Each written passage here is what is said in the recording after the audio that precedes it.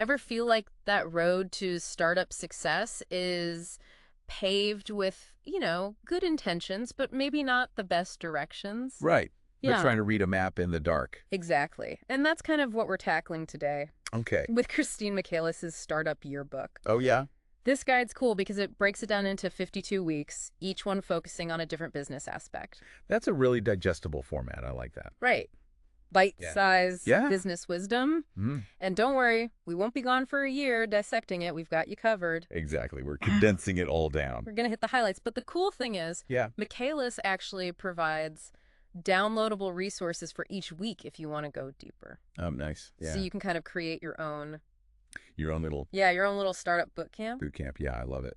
But okay, week 1, Yeah. she jumps right into goal setting. It's a foundation. And I have to admit, this resonated with me because it's easy to think, oh, I've got my goals, but she breaks down why just having these vague ideas isn't enough.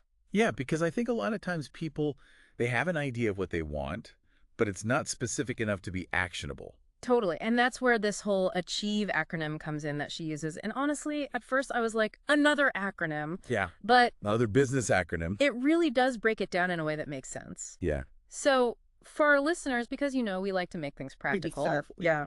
What does ACHIEVE stand for and why do each of these elements matter? So A is for achievable, right? You want to make sure your goals are actually attainable. Okay, so not shooting for the moon. Well, you can shoot for the moon, Yeah.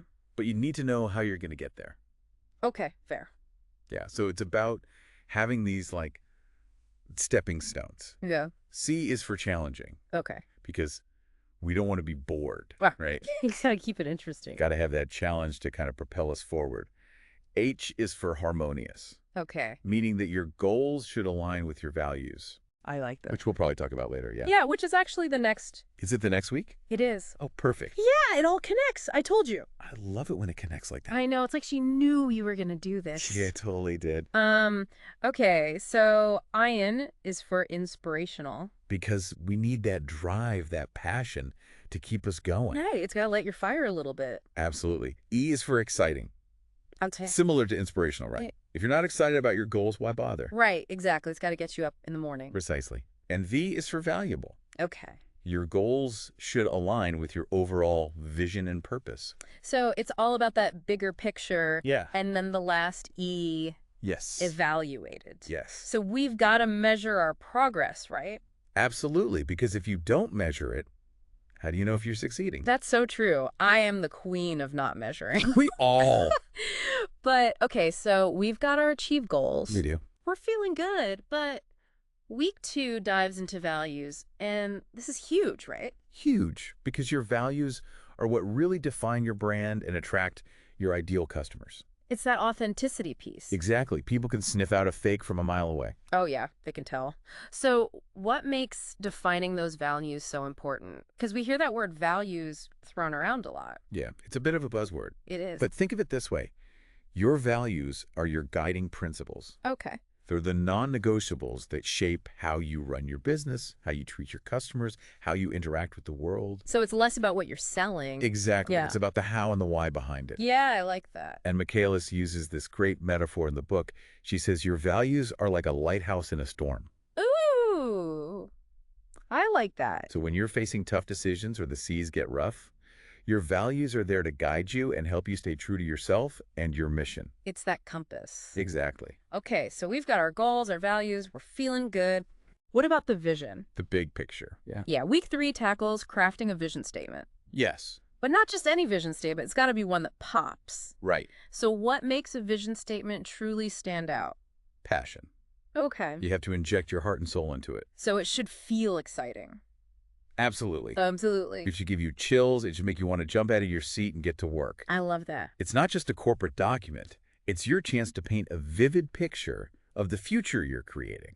So it's like the difference between I want to start a bakery. Right. And I want to create a community gathering place where people come together to enjoy handcrafted pastries made with locally sourced ingredients. Exactly. The second one just draws you in. You can picture it. You can almost smell the pastries. Right, there's a feeling attached to it. It's not Okay. just like the logistics of it. Right.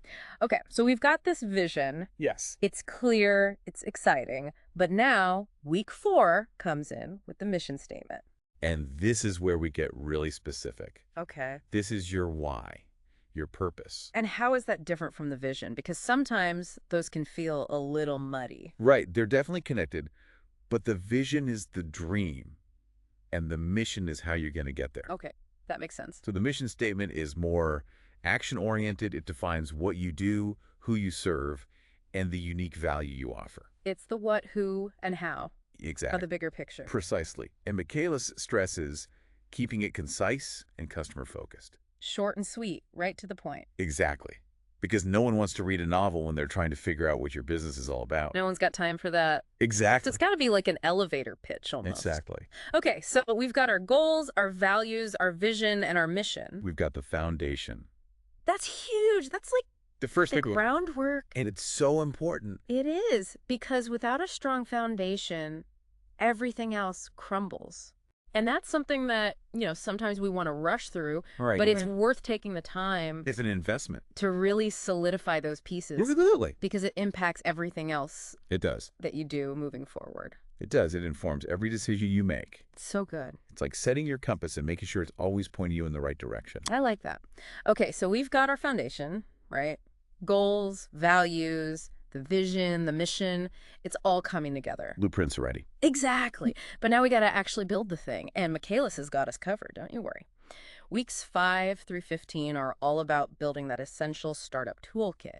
And I got to say, week 5, she dives right into something that I think is so often overlooked. Oh, yeah. What's that? The ideal client. Ah, yes. It's not just about, here's my target demographic. It's about, Because anybody can buy your product, right? right. But do you want just anybody? Exactly. It's about finding those people who you genuinely connect with, who get excited about what you're doing. Who light you up? Yes. Because when you're working with your ideal clients, it doesn't even feel like work, It's like you're both on the same team working towards a common goal. Exactly. And Michaelis gives some really practical advice on how to actually define your ideal client. Like, she suggests creating a detailed profile. Ooh, okay, so like a detective almost. Yeah. Think about their demographics, their psychographics, what are their pain points, what are their aspirations. So you really understand their needs. Yes, because once you understand their needs, you can tailor your message and your offerings to really resonate with them. So it's not just about selling something, it's about solving a problem for the right people. Exactly. Okay, that makes a ton of sense. But even with, like, the perfect ideal client in mind, staying motivated, it's not always easy. Tell me about it. It's a roller coaster, right? It really is. And week 6 tackles this head on with this concept of towards and away from motivation. And I gotta say, this was a game changer for me. Okay, break that down for me. So are you motivated by moving towards something positive that you want to achieve? Or are you motivated by moving away from something negative that you're trying to avoid? Interesting. So like an example of towards motivation would be, I'm starting this business because I'm passionate about empowering female entrepreneurs. Exactly. And away from would be more like, I'm starting this business because I can't stand working for someone else anymore. Oh, I feel that. Right. And both are valid. Absolutely. But understanding which one drives you can be huge for setting realistic goals and navigating those inevitable challenges. Because if you're motivated by moving away from something, you might need to reframe your goals in a more positive light. Exactly. Focus on what you're moving towards, not what you're running from. That's so powerful. Okay, so we've got our ideal client. We're clear on our motivations. But what about the practical stuff? Weeks 7 and 8 dive into assessing our resources. The nitty-gritty. Yes, and I love how Michaelis breaks it down into 2 categories. Oh, yeah. What can help and who can help. Ooh, I like that. So it's acknowledging both your tangible and intangible resources. So like what can help would be like your skills, your experience, maybe any equipment you have. Your finances. Yes. And who can help is all about your network, your mentors, your support system. Because we can't do it all alone, right? No way. Especially in the beginning, it's so tempting to try to wear all the hats, It's but and exhausting. it's not sustainable. Exactly. Leveraging your network, asking for help when you need it. It's not a sign of weakness, it's a sign of strength. 100%. Okay, so we've put in the work, we've assessed our resources, hopefully built a strong network, but then Michaelis throws us a curveball in week 9. What's that? Celebration. Like what? I know, right? It sounds counterintuitive, like shouldn't we be hustling 24/7? Right. Gotta grind, gotta make it happen. But she makes a really good point. She says celebrating your accomplishments, no matter how big or small, That's crucial. it's crucial for maintaining momentum and avoiding burnout. Because if you're constantly in that go mode, you're going to burn out. Totally. And it's important to acknowledge how far you've come, even those little victories along the way. It's like giving yourself a high five, like, you're doing it. Keep going. Exactly. Okay, so we're feeling good, we're celebrating our wins, and then week 10 rolls around and Michaelis hits us with Tell me. a digital detox. Ooh, that's a tough one. Right. Especially for entrepreneurs, we're so connected. It's like our lifeline. No, but she argues that it's not about rejecting technology altogether, it's about being intentional with it. So setting boundaries. Yes. Creating space for disconnection for deep work. Because when you're constantly bombarded with notifications and emails and social media, It's exhausting. it's information overload, and it's hard to focus on the task at hand. Totally. And she says that stepping away from all of that can actually spark creativity. Because sometimes the best ideas come to us when we're not actively searching for them. Exactly. Like when you're taking a shower or going for a walk. Yes. Your mind can finally wander and make those connections. Okay, so we're feeling refreshed, we've had our digital detox, and then weeks 11 and 12 bring us to the power of planning and positive language. Two of my favorite things. Right, a powerful combination. So how does she suggest we tackle those? Well, for planning, she's a big fan of dedicating specific work themes for each day. Oh, interesting. So like Mondays are for strategic planning, Tuesdays are for client calls, Wednesdays are for content creation, that kind of thing. Oh, I love that. It creates a rhythm for your week so you're not constantly switching gears and getting sidetracked. It's like batching your tasks, right? Exactly. And then she pairs that structured approach with the power of positive language. Because our thoughts become a reality. Right. So if you're constantly telling yourself, I can't do this, or this is too hard. You're setting yourself up for failure. Exactly. So it's about reframing those negative thoughts and cultivating a more empowering inner dialogue. Because we all have that inner critic, right? Oh, yeah. But it's about recognizing when it's speaking and choosing to challenge those limiting beliefs. And that leads perfectly into week 13, which is all about tackling those pesky limiting beliefs head on. Because they can really hold us back. Oh, absolutely. And sometimes we don't even realize we have them. They're sneaky like that. They are. So it's about identifying those thoughts, those beliefs that are holding us back, and then challenging them. Asking yourself, is this really true? What evidence do I have to support this belief? Exactly. And often we find that those beliefs are based on fear or past experiences, not on reality. So it's about reframing those narratives. Yes. Choosing to focus on the positive, the possible. I love that. But we're just have to shake things up externally by changing our work environment. A little refresh. Yes, because sometimes our physical environment can really impact our mood and our productivity. Oh, 100%. So she suggests experimenting with different workspaces. So, like working from a coffee shop. Yeah, or rearranging your desk, adding some plants, maybe some inspiring artwork. Ooh, I like that. Bring in some nature. It's about finding what works for you and creating a space that supports your best work. I love it. It's like giving your workspace a makeover. Exactly. And then finally, week 15 brings us to a concept that I think is so powerful. It's the feedback scrapbook.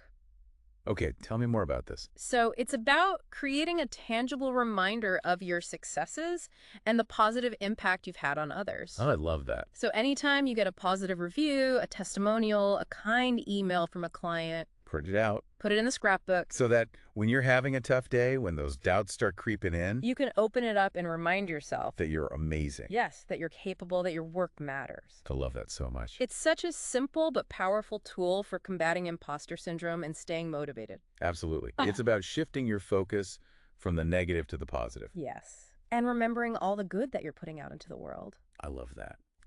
That feedback scrapbook, such a good idea. I'm putting one together, like as we speak. You and me both. Okay, ready to keep rolling. Weeks 16 through 29.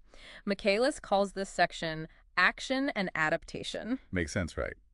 We've got our plans. Now it's time to, like, execute. Totally. And be ready to pivot when needed, which, let's be honest, is like always in the startup world. Always. But first, we got to tackle those big, scary challenges, the ones that make you want to just like hide under your desk.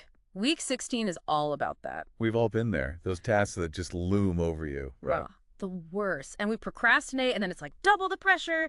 But Michaelis breaks it down with this thing she calls the unstuck formula. Okay, tell me more, because I need this in my life. So it's about getting super clear on what the problem actually is. Okay. And brainstorming solutions. Got it. And then the hardest part, taking action. It's so easy to get stuck in that analysis paralysis, right? Oh, 100%. But sometimes you just got to rip off the Band-Aid. Just dive in. Exactly. Now, sometimes we need a little boost to get us going, which is where week 17 comes in with the idea of a productivity playlist. I am so here for this. Music is my jam. Mine too. And it can totally shift your mood, right? Absolutely. So Michaelis talks about how different music can actually impact your focus, your creativity. Like certain songs just get you in the zone. Totally. So she encourages people to create playlists for different tasks, like maybe you have one for brainstorming. Oh yeah, gotta have those upbeat vibes. Exactly. And then something more mellow for like deep work. Ooh, classical music for focused writing. Love it. Yes. Okay, now, this is fun. Week 18, we're getting into our time machine because Michaelis wants us to do a future interview. Oh, what now? I know, it sounds kind of out there, but bear with me. So picture yourself 5 years from now. Okay, 5 years in the future. You've achieved your big goals, your business is thriving. I love this already. Right. Now, imagine you're being interviewed about your journey. What were the biggest hurdles you overcame? What are you most proud of? Ooh, that's powerful. Right. It's a visualization exercise. It helps you connect with your why, see those future successes, and bring that energy back to the present. Exactly. Now, once we're feeling super inspired by our future selves, week 19 is all about optimizing our present with something called finding your preferred system. Okay, so like what kind of system are we talking about? It's less about a specific system and more about figuring out what works best for you. Like personalized productivity. Yes. Michaelis talks about how we all have different work styles, different preferences. Totally. Some people are morning people, some are night owls, some need structure, some need flexibility. Exactly. And there's no right or wrong way to do it. It's about experimenting with different approaches to time management, organization. Even your workspace setup can make a difference. Totally. Yeah. It's all about figuring out what helps you thrive. Love it. And then, of course, no matter how organized we are, there are always going to be those fears holding us back, which is what week 20 tackles head on. That fear factor is real. Oh, it's so real. And it can be paralyzing if we let it. 100%. But Michaelis reminds us that fear is a natural part of growth. Of stepping outside our comfort zones, right? Exactly. So it's not about eliminating fear altogether. Because that's impossible. Right. It's about acknowledging it, challenging it, and then taking action anyway. Because the more we do the things that scare us, the less scary they become. Exactly. It's like building that courage muscle. I love that analogy. Okay, so we're facing our fears, we're finding our flow, but what about our interactions with others? The human element. Because business is all about relationships, right? 100%. And weeks 21 through 29 are all about communication and connection, starting with the often overlooked power of body language. Ooh, that nonverbal communication can speak volumes. Oh, totally. Yeah. Michaelis reminds us that it's not just what we say, it's how we say it.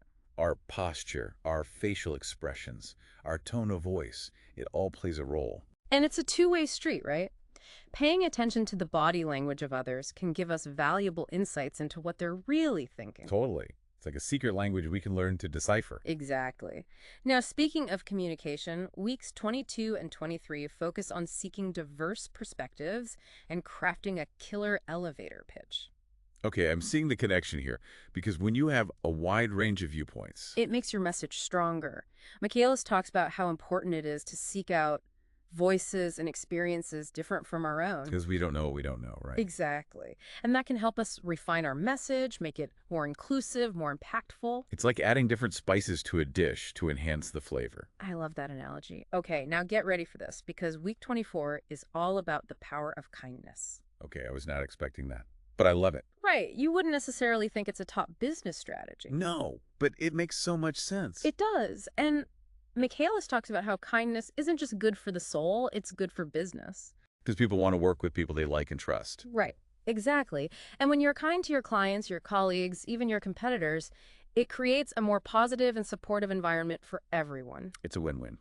Okay, so we've talked a lot about mindset and strategy, but weeks 25 and 26 bring us back to the practical side with embracing technology and the power of testimonials. Two essential tools in the entrepreneur's toolbox. For sure. So with technology, it's about finding those tools that can streamline your workflow, boost your productivity. Project management apps, social media schedulers, anything that makes your life easier. Exactly. But, and this is key, it's about using technology intentionally so it doesn't become overwhelming. Because it's easy to get sucked into the black hole of notifications and emails. Oh, tell me about it. Okay, and then testimonials. They're marketing gold.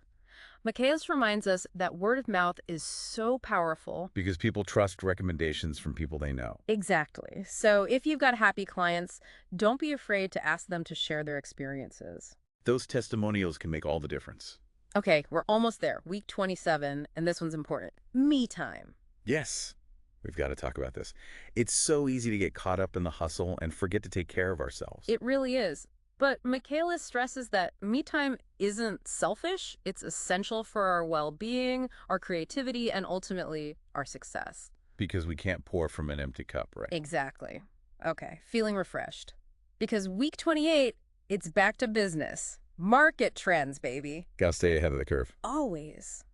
And Michaelis talks about how important it is to be constantly learning, adapting, and evolving your business. So, like attending industry events, reading books and articles, following thought leaders online, Yes, it's about being proactive, not reactive. and being open to new ideas and opportunities. And finally, week 29 brings us full circle back to marketing, specifically evaluating the effectiveness of our channels. Because what worked yesterday might not work tomorrow. Exactly. So Michaelis encourages us to regularly review our marketing efforts. See what's resonating, what's not, and be willing to experiment with new approaches. It's about constantly iterating and improving. And that brings us to the end of our deep dive into Christine Michaelis's Startup Yearbook.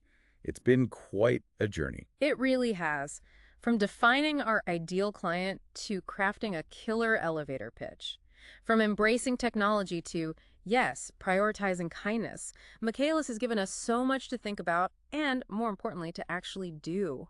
It's a reminder that building a successful business is an ongoing process. It's a marathon, not a sprint, right? Exactly. And remember, that feedback scrapbook. Start filling it up because you're doing amazing things, even if you don't always feel like it. We'll catch you next time for another deep dive.